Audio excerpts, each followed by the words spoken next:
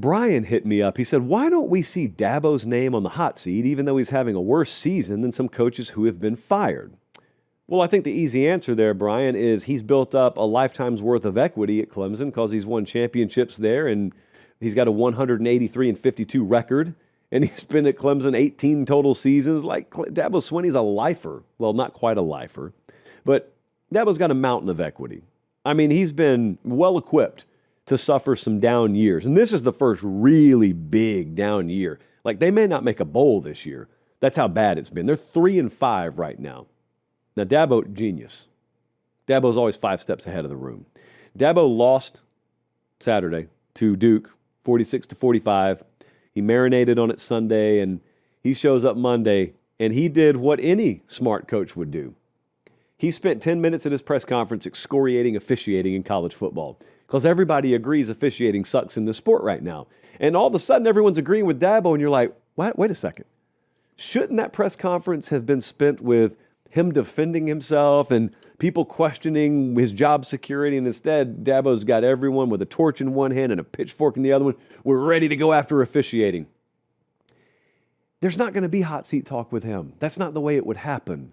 I don't know what this kind of exercise would be, but it'd be a fun exercise to just live in hypothetical land and see how many sub-500 years would it take to burn up all the equity Dabo has. And this is a famously impatient society, sporting society at least. And even within those realms, I think Dabo's got a lot of equity built up. So the next thing that I noticed Monday, part of it was joking with the officiating thing, but, Dabo said something Monday that stuck with me because I don't know what he's talking about.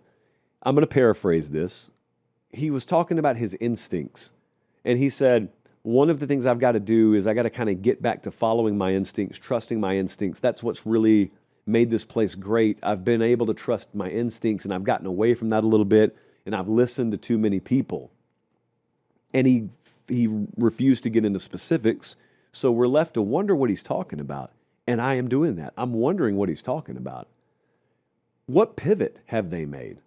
When you say that, when you say I've gotten away from my instincts, I take that to mean I've gotten away from who I am and what I do and the way I do it. Well, I look at the Clemson program and it feels the exact opposite to me.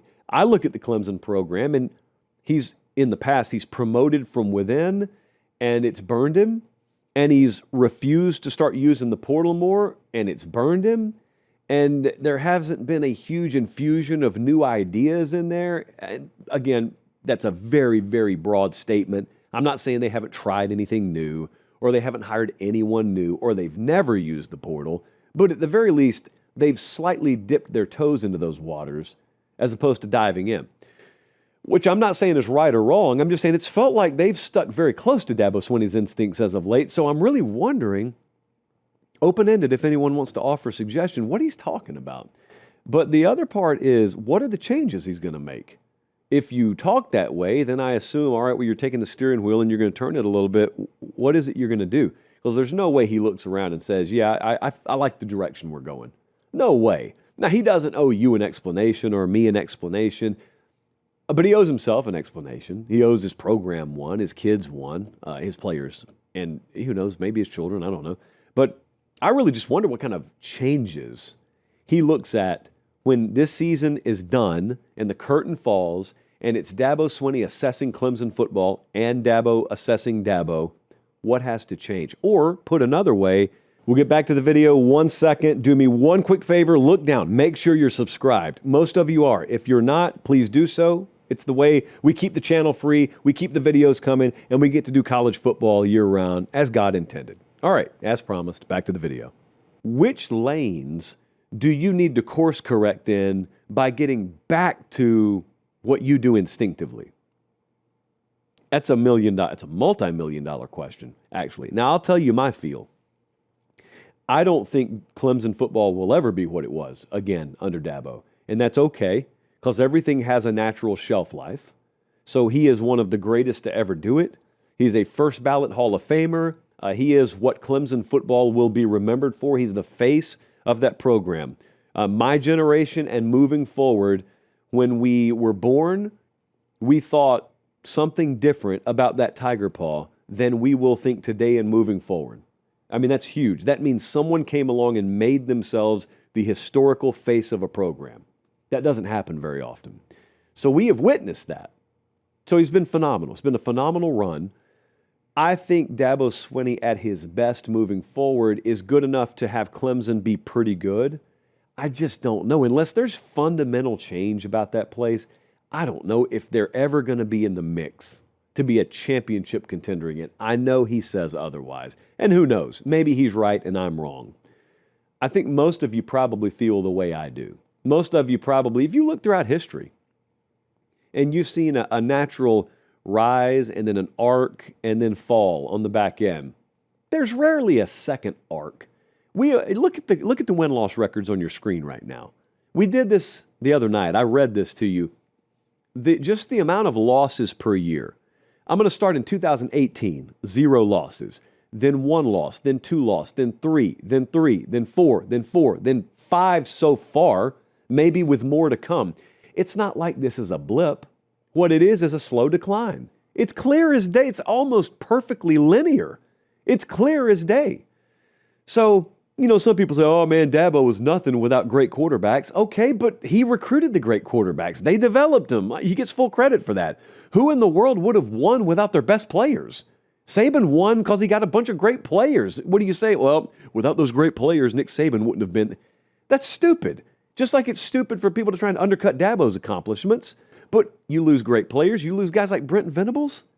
And all of a sudden, you can't hold Duke to under 40 at home. Like, that stuff catches up to you. They have never replaced Brent Venables at that place. They have never replaced the caliber of defense they were able to play.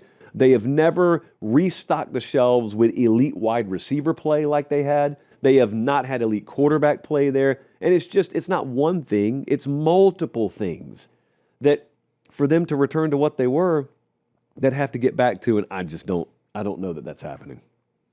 That's okay. It's been a great run. I just think we're more towards the end of it, certainly, than we were at the beginning. You can go, on a completely unrelated note, you can go to our store right now. The 'Tis the Season collection is there. We moved some product the other day. I underestimated a little bit the traffic the site was going to have. Didn't crash, and we've still got everything. So if you didn't get to it the other day, we got some good stuff, man. We got some good stuff. That Merry Christmas, You Filthy Casual shirt was our best seller the other night, and it's a sweater too. And one of these days I'll tell you who came up with that idea, but I'm not ready to confirm it yet. But it is in the store, patestateMaterial.com. I had one very, very noteworthy college football general manager hit me up today, and he screenshot his receipt. He bought one of the Christmas sweaters, and I was like, you could have just told me. I would have sent one to you. But if it's good enough for the GMs, certainly it's good enough for our audience. PateStateMaterial.com is where it's at.